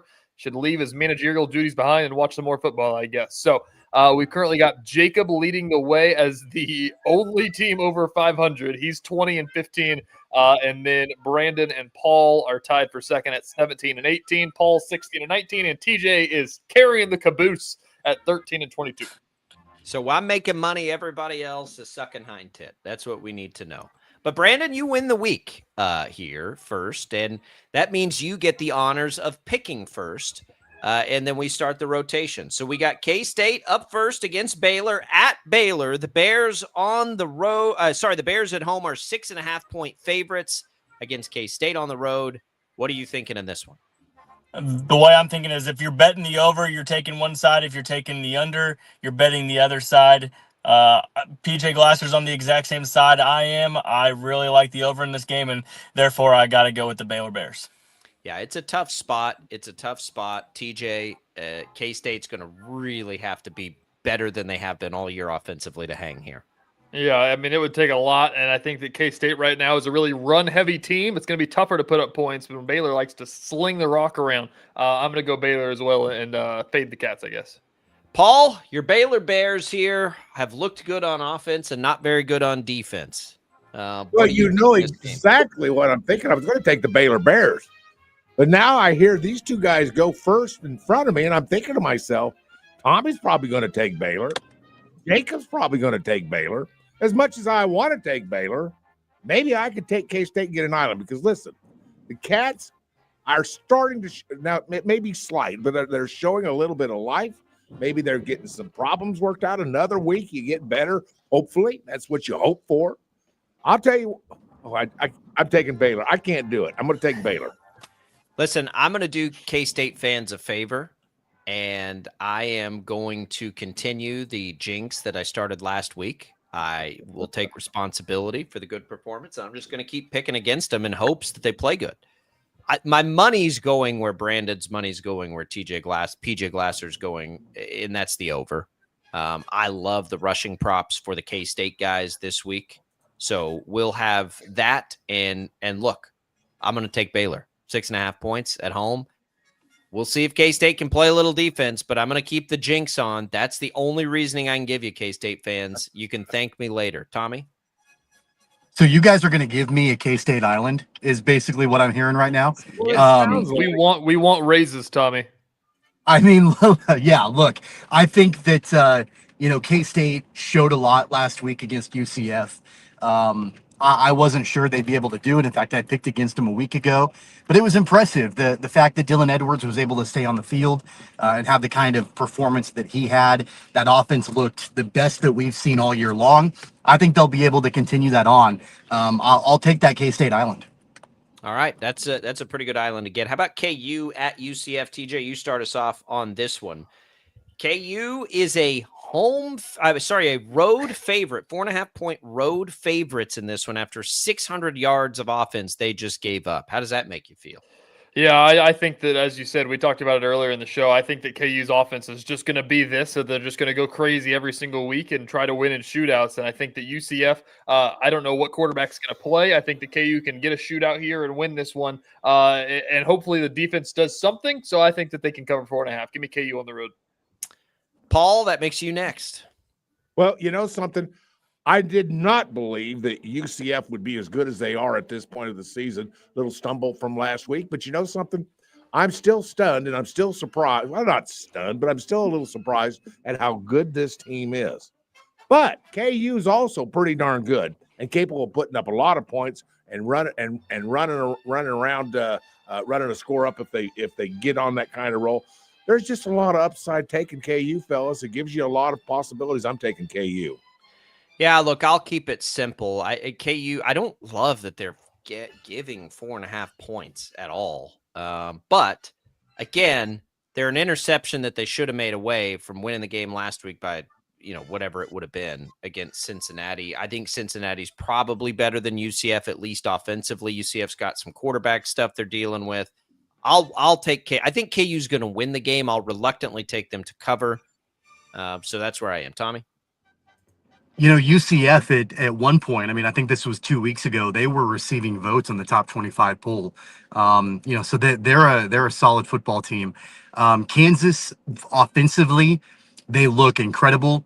Defensively, they looked last week like one of the worst teams in college football. At least defensively, they couldn't stop a runny nose. And so I have a hard time thinking that they're going to be able to do that again this week. I think they'll win the game on the road, but I think it'll come down to a field goal. So because of that, I'm going to take UCF and I'll take the points. Brandon? I'll give Tommy yet another island. I think the KU offense is the best unit in this game. For that reason alone, I'm going to take the Jayhawks. Yeah, it's a screwy line, which makes me think Vegas really does like KU quite a bit. All right, Vandy and Bama. Paul, you're up first in this one. I put this one in here. It's a 10.5-point spread. Vandy obviously has the wins. And the main reason I put it in is because PJ Glasser made Vandy one of his bets this week, and he's a Bama guy. He went to Bama. Paul, you think Vandy has a chance to keep this one close? Well, isn't this interesting? In all the years that we've been doing Friday football picks, I'm not sure I remember if we've ever had Vanderbilt. If we did, it was a joke because they were like 60-point underdogs or something. I know. And I'm just sitting here thinking, but you know something, fellas? Vanderbilt's not bad. They're not bad. If you've had a chance, the next time you get a chance to see them on TV, which is every once in a while, it seems like, flip on that game, watch a quarter or two. They're not a bad football team. They're a physical football team. They've got some skilled positions. I was a little impressed in the one game that I watched them on television for a couple quarters. I liked them, but they're pretty good. But Bama's pretty good too, aren't they? Don't I think I remember just a week or two ago beating Georgia? That's a pretty darn good football team. I'm taking Bama and giving it a 10.5 because, this is the type of game true colors come out. Bama's good. I'm taking Bama. I want with every fiber of my being for Vanderbilt to win this football game, but I got cute with the K-State jinx pick. I got to take the rest of these serious. I'm taking Bama. If Vanderbilt does this, okay, fine. But until they do, I'm taking Bama in this game. Tommy? Yeah, it's as simple as that for me too. I mean, other than the fact that Vanderbilt has been a nice story in the SEC this year, and also knowing that Alabama, has not quite been at Alabama levels so far this year, and there have already been calls for Kalen DeBoer to lose his job and all of that.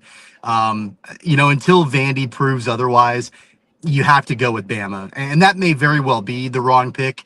But I'm not confident enough to pick Vanderbilt against Alabama, so give me Bama. That takes us to Brandon. All we're picking is Vanderbilt, but they don't have to win this game. They just have to lose by 10 points, which I love. A sportsbook hates to see Diego Pavea coming as an underdog. He's 11-2 as an underdog, and I'm gonna take Diego once again. Give me the Commodores. TJ. You guys are really putting a lot of commentary on here about you really like Vanderbilt, but you can't do it until you see them beat Alabama. They beat Alabama last year. They did this last year. I'm picking Vandy. They got Tim Beck, all the Pittsburgh State guys coaching that squad. I'm picking them. Give me the Commodores to go on the road.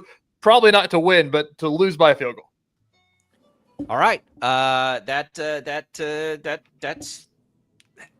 we got two there, two for Vanderbilt. Yep. I'm surprised by that, actually. Roll doors, baby.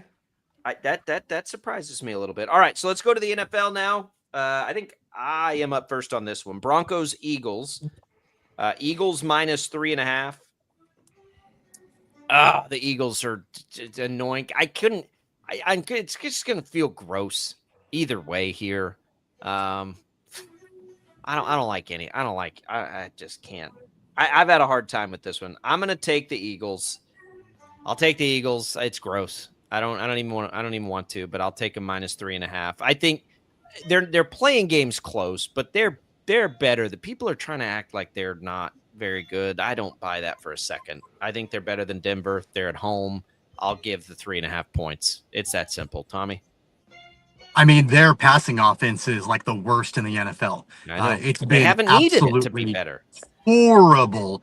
And there is drama. There always has been. There always will be with A.J. Brown, throwing Jalen Hurts under the bus and all of that. But here's the thing. The Eagles this year are like the Chiefs last year, where they're playing these extremely close games. They're the defending champs. The ball is bouncing their way. They're able to escape by the skin of their teeth with wins. But I don't know. I feel like eventually that luck has to run out. The Broncos on the other side, they're kind of doing the same thing. Like they're living dangerously too. Knowing that it's a 3.5 point spread, I'm going to take Denver and I'll take those points. I think that they can, even if they lose the game, I think it'll be by a field goal. Yeah, it's going to be tight. We go back around now. Brandon, you're up. Where's that hook leave you? For the sake of time, the Eagles. Okay. Eagles, TJ? I'm picking the Eagles too, and I don't want to, but they find a way to do it. So give me the Eagles. Are you going to let Tommy have 3 islands here? Well, no, not quite. Yes, I will. And let me tell you why. This isn't a complicated thing as far as I'm concerned. What this is the fact that I've picked the Eagles every time they've been on our list, and every time the Eagles have covered for me. So I think they've covered every week this year. Yeah, that's the one difference between them and the Chiefs last year, to Tommy's point, is they are covering their numbers. Oddly, they find weird ways to cover. Okay, Commanders and Chargers then. Chargers 2.5 point favorites against the Commanders. Tommy, you'll be up first on this one. You know, the Chargers have just been so snake bitten this year, injury wise.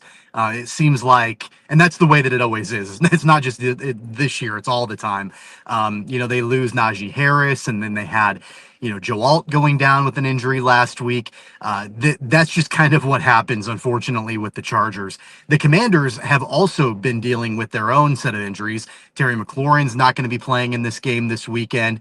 I know Jaden Daniels has been banged up. So really, it's going to be who the last team standing is, the last guy standing, I think, in this matchup.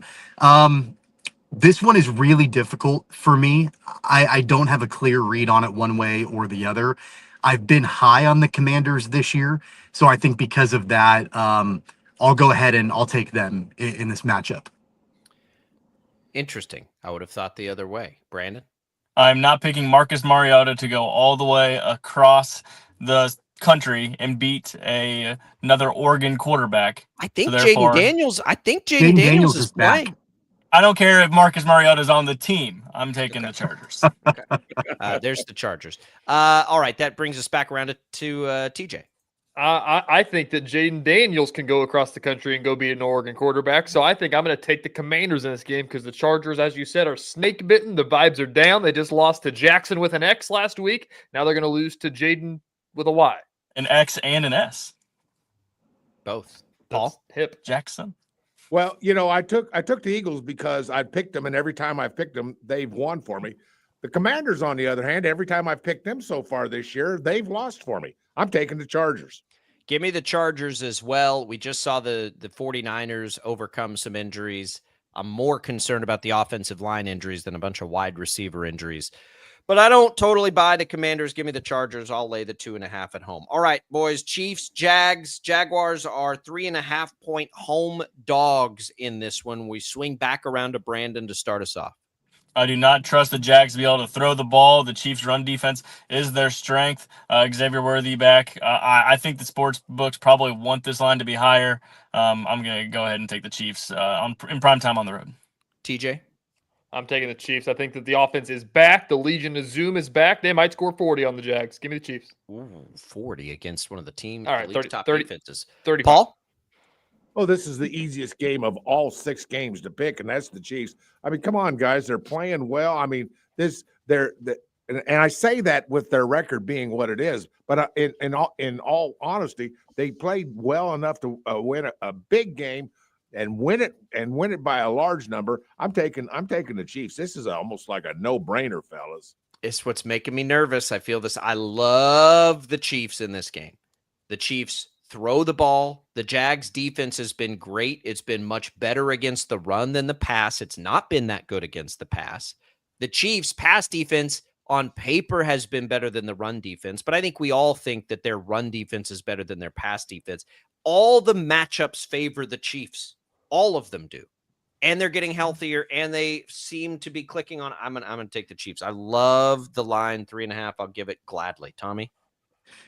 I've heard all the chatter on social media, all the talking heads on TV this week and on radio, talking about trap game. This is a trap game for the Chiefs. Trap, trappy. I'll tell you right now, this is not a trap game. The Chiefs win. They cover easily. Yeah. We'll make it a full sweep. I can't find it. I've heard and read the same thing, and I'm like, based on what? Like, what are you? The fact that the Jags stop the other teams from running the ball? The Chiefs don't run the ball well anyway. I mean, I don't know. I can't find it, but that game will be Monday Night Football. We'll get another chance on Monday to preview that a little bit. All right, Scribes, you got this all written down? Got it. Bar napkin is scribbled. Okay. We'll see how this goes. K-State fans, we'll see if the jinx continues. Tommy, good luck with the spreadsheets. Brandon, good luck with the, I don't know. We're going to go write some policies. The government shut down. Is Sedgwick County safe in that? We are rolling. Okay, there we go. Paul, you stick around. TJ, you stick around. Let's talk a little high school football when we return here on Sports Daily. Man, I love Fridays. Fridays get me fired up for football. And we're going to talk high school football when we return here on Sports Daily. We've got week 5. We are more than halfway through the high school football season. One more reminder that high school football coverage on Sports Daily brought to you by Zentex Remodeling Group. Remodel your bathroom in as little as one day with Zentex Remodeling Group, ZINTEX. You'll have a high school scoreboard show coming up here tonight on KFH at 10 o'clock. Catch Kansas show on television while you're driving home as soon as you get home at 10:35 on the KSCW. It is a big game, a big week of games, I should say. And Paul's going to be coaching at one of them. TJ's going to be rounding them all up. No, I won't be. Oh, you won't be? No. Okay. You don't know why? We're not playing this week. Oh, okay. Whew. I thought Paul. Well, it had to do with that game. We were supposed to be at Highland Park. Well, Highland Park, they got suspended for a couple games, and we're one of those games. And we could not find anybody to play us. Chickens. Everybody's too chicken. Yeah. Well, everybody's already got games. That's we'll just stick with their two chicken. They didn't want to face you. We'll come back. Let's talk about the whole week. You just scared me, Paul. All right, we'll come back. Sports Daily coming right up.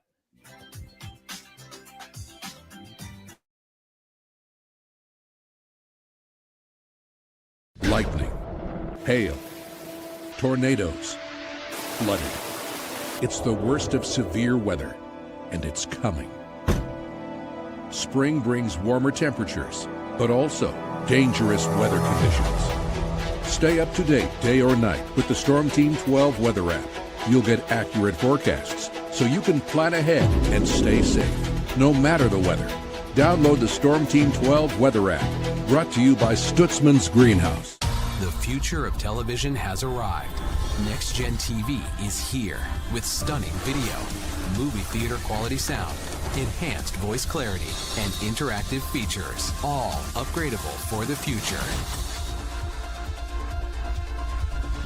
Learn more at watchnextgentv.com.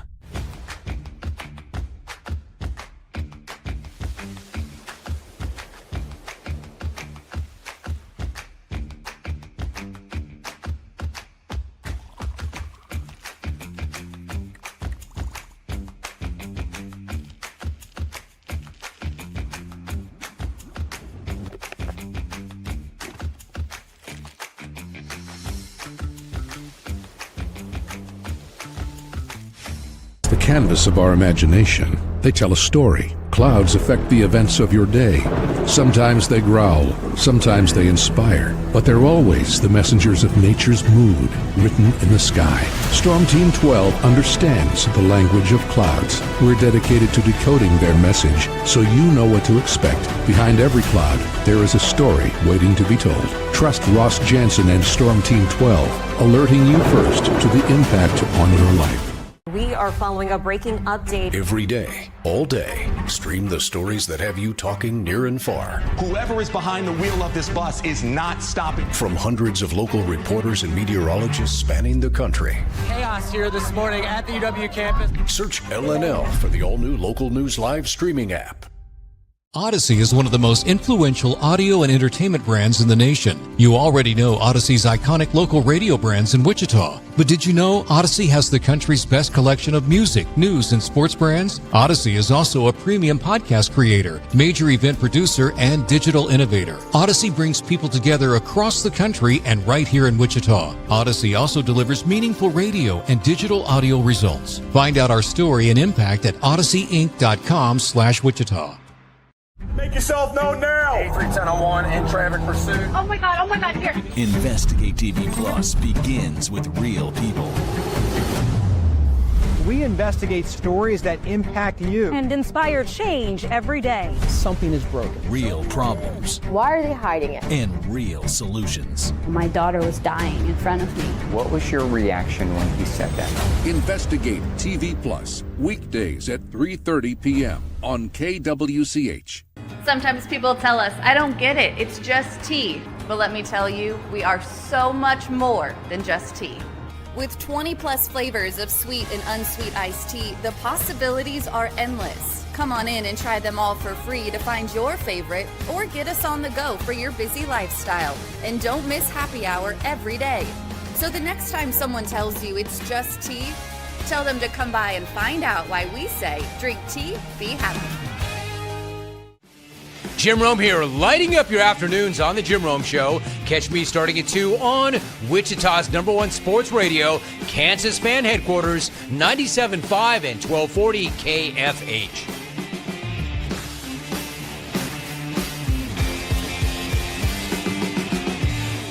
Mornings are busy. We're here to make your mornings better. We report the stories that affect you. 3 more hospitalized from contaminated apple juice just a day after the FDA issued a recall. We're here to make your mornings better. Closing east and westbound lanes of K96 for repairs. With 12 News, you're prepared for your whole day. Scattered thunderstorms across the state into the afternoon. Stay a step ahead with 12 News this morning on KWCH and KSCW.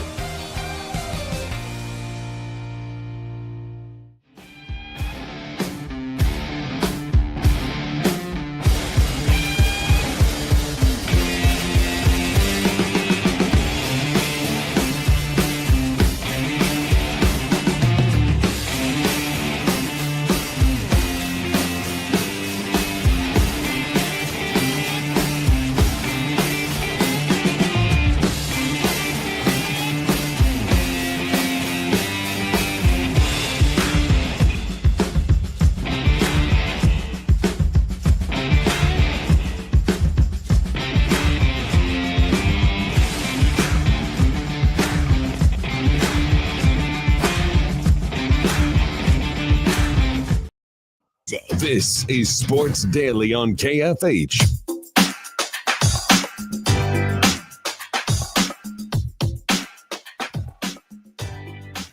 All right, welcome back, everybody, to Sports Daily here. Glad to be here with you. Jacob Albrock, Paul Savage, TJ Cleveland, getting you ready for a high school football Friday here. It's a Catch It Kansas Friday.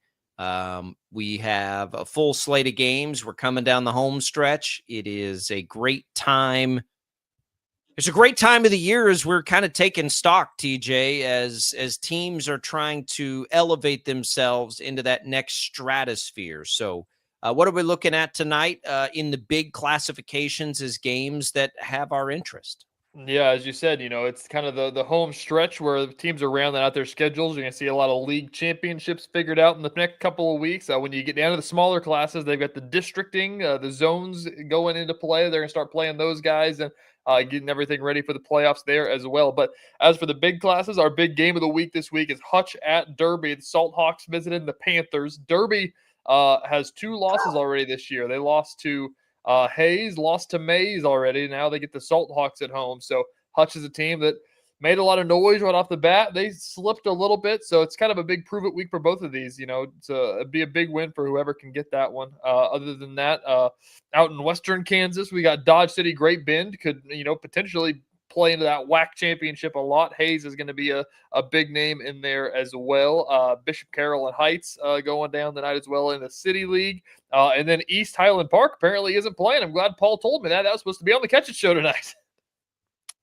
It's Paul. That's kind of crazy. So if you missed it right before we came back, Highland Park got suspended for games or something. Well, there was a big fight. I guess who they were playing. I think it was at Topeka, but I'm not sure. But anyway, there was a big fight.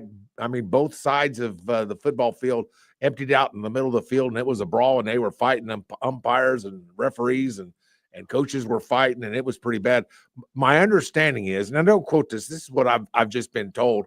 I certainly haven't heard it from the authorities, but several of the kids got teeth knocked out, which means they didn't have their helmets on when this fight was going on. By the way, rule number 1, if you're a football player and you're ever in a fight, Jacob, keep your helmet on, okay? Just keep your helmet on.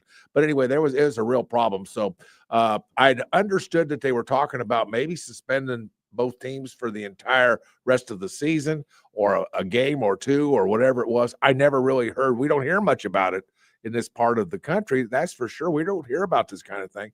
But the big disappointment for us is that we had nothing to do with this fight.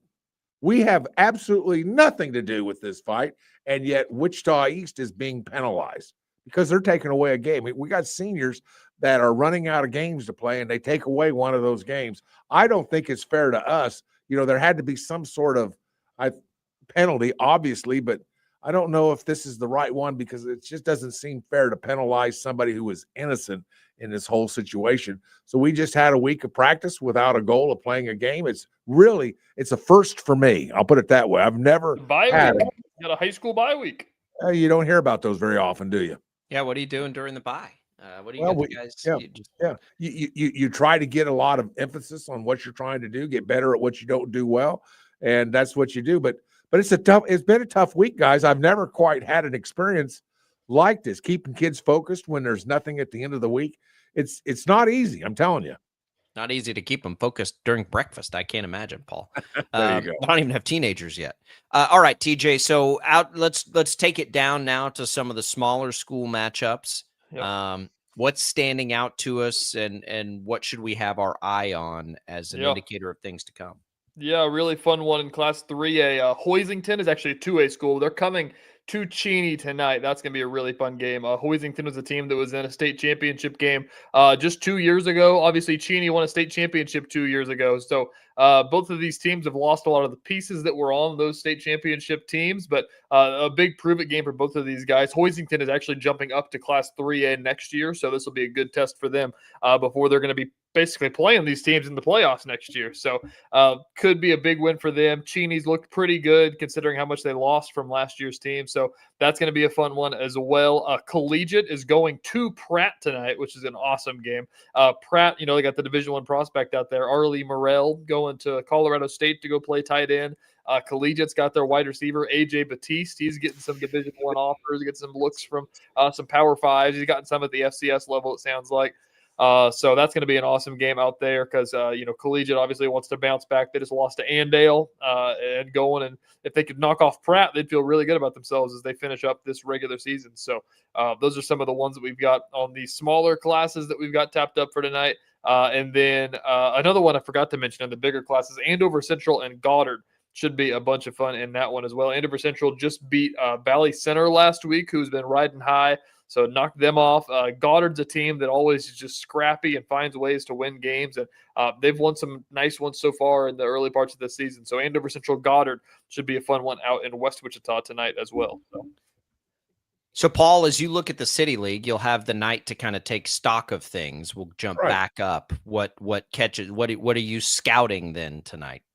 An interesting game, and I mean it doesn't matter because we don't play Southeast. We've already played Capon, but don't you kind of just find that game a little bit of fascination in that particular game? Partly because Southeast seems to have been reunited, and they are really, it seems like that they're improving and they're getting better. They have a nice little record compared to what they've had over the course of the last. Is 8 years, maybe 10 years. I mean, it's been a while since Southeast has been a factor in the City League. It's been a while. Got a great history, a great building, a great stadium, and yet this year they're making a statement saying we want to get back into the conversations for the City League. I find that game fascinating. Does that mean that Capon's not going to understand that this is an improving football team and not be ready? They'll be ready. They only run 5 offensive plays. They'll be ready. Those 5 plays will work. They do the job, and that's the beautiful thing about Capon's offense. It's going to be an interesting game. I'm interested in how close this game is kept. How close does Southeast keep it? And but Capon's good, but if I find Southeast Capon kind of fascinating, fellas. Yeah, speaking of Capon, let's talk about that, Paul. The game of the week last week, Capon got it done. Yeah, Capon Northwest was one of the people were calling it the greatest high school football game they've ever seen. I was there for the first half and had to come back and get everything ready for Kansas that night. But they scored. Northwest was up 28-0, and then Capon just kept chipping away and chipping away and chipping away and just found a way, forced it into overtime. Both teams scored on their first play of overtime. Northwest kicks the PAT and Capon scores their touchdown. And Weston Sharp says, you know what? I'm tired. I want to go home. Give me the 2-point conversion. Man. They punch it in. I bet Weston said that too. That's a very Weston Sharp thing to say. That's exactly what he said. Punch home a 2-point conversion, freaking upset Wichita Northwest, handing their first loss. And Paul, we were saying last Friday that that's probably going to be the City League championship game, and that's a major one for Capon to win. It sure was, and they're going to have that particular title all by themselves. I understand you don't play everybody in the City League anymore. But you know something? There's still sort of a prestige about having a City League championship here in the City League. And I'm real proud of that. And Capon deserves it. They're a good football team, fellas. I don't know that they've got quite as much talent. They got a lot of talent, don't get me wrong. But I'm not sure they're the Capons of the last 4, 5, 6 years talent-wise. But they're still darn good. And what they do as well as anybody in the state of Kansas. But that's the trademark of Western Sharks, fellas. Mm-hmm. Yeah, they got a pretty good squad. Jacob, I'll bring up another point here. In Class 6A, the Maize Eagles currently are the only undefeated team in Class 6A. 6A West or entire 6A, I think. Let me check that. They're the only undefeated team in Class 6A right now. It's the first time that they've been out to a 4-0 start since Avery was playing quarterback for him a couple of years ago. They've got a quarterback, Braden Maivella, who's a really cool story. He's a pretty big-time basketball player. And just kind of did football aside, and he was like, whatever, I'll go play football. Played wide receiver. After Avery left, they didn't really know who was going to play quarterback that year, and kind of tried out some different things. And it eventually turned into like, Braden, just come try playing quarterback. And it's like, whoa, this guy's a pretty good quarterback. And now he's turned into a Division I prospect at wide receiver while he's playing quarterback for Maize. They're really good. Like, they're the best that they have been since Avery and those guys left. And they beat Derby last week, and that tells you something about how good this team is. So, looking at the rest of their schedule, they've got Campus, Maize South, Valley Center, and Salina South. There's no reason that the Maize Eagles shouldn't be undefeated going to the playoffs, which I don't know if anybody really expected that heading into the year. I've got one more for you selfishly. I'm going to be out at the Andover game tonight. Right. What have the Trojans been up to this year? Trojans. I watched them play against Capon. They lost a lot of pieces from what they had last year, but still, compared to 2 years ago when they went, like 1-8 or winless, I can't remember what it was. They're leaps and bounds better than what the program was a couple of years ago. So they had Capon and Maize to start. So looking back now, it's like, oh, those are probably two of the best teams that are in the city of Wichita. So since then, though, they beat Goddard in overtime. That was a good game. And then they beat Ark City by 31. They've got Eisenhower tonight, it looks like. Eisenhower's a little bit depleted since they lost their 2 Division I prospects from a year ago. They've struggled a bit. So this is a good spot for Andover to win 3 straight and get everything rolling their direction. And as we said, last year they were like a 9 seed going into the playoffs because they had 5 losses or something like that, but they were the Kansas Jayhawks of high school football with the amount of 1-score losses and things that just fell the wrong way and everything like that. So I wouldn't be shocked. There's a legit chance. They've got Andover Central at the end of this schedule here on the week before Halloween. But they play well. There's no reason that they couldn't run the table the rest of the way as well. I like Andover a lot. Okay, we'll see it tonight. You've got the scoreboard show tonight on KFH. That's at 10 o'clock. Then as you're driving home, you can flip that on right after the game. You get home, you flip over to the KSCW and watch the Catch It Kansas show. So, TJ, you guys will have all the coverage. What do people expect tonight throughout the day? Yeah, I'm a slacker. Once again, I'm skipping another Catch It show. People are going to stop freaking knowing who I am on the sidelines, I guess. Rachel is going to land the plane for us tonight. She's flying solo, so she'll be out. She's going to do some Game of the Week stuff, do some live shots out at Hutch versus Derby in the afternoon, getting you ready for some high school football as you're getting home from work. We got Gabriela Hernandez helping out the Catch It Kansas show tonight. She's going to be at that collegiate game. But yeah, we've got stuff coming in. We've got some games coming in from Topeka as well, helping us fill this show. So if you're interested in just high school football, if you're a junkie, we've got 30 minutes of high school football basically. So it's the place to be, as Jacob said, 10:35 on the KSCW. So you can tune in and see Rachel tonight. If you miss any of it, you go to catchitkansas.com and catch the highlights from the local teams. It's going to be awesome. It's always awesome. It's high school football. The weather is great. So get out there and enjoy it. Go root on your favorite teams and then follow along here on KFH and the KSCW tonight for the Catch It Kansas show. Man, you know how we should fill time on that Catch It show. Paul Savage isn't coaching. We need an insider. That's right. Let's break down some tape. Analyst Paul Savage in. That's past Paul's bedtime. Break it. That is pretty late, Paul. Hey, I'll tell you what, it might be just a little bit. That's right. It's that we'd get the best offensive and defensive line from the clips that we show. It would be difficult. But Paul, good luck in the bye week there. I suppose I feel lost. I feel lost, guys. I do. I feel really lost without a Friday night. There it is. We'll have it ready to go next week. All right. Here we go. We've got one more segment. Don't go away.